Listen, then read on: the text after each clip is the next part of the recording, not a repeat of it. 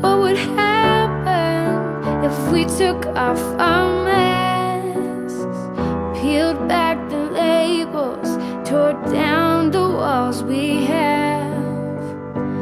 What would change if we just saw each other as children of our Father? Out there it's easy to get caught up in our lives. Here we all can feel the sparks of truth ignite.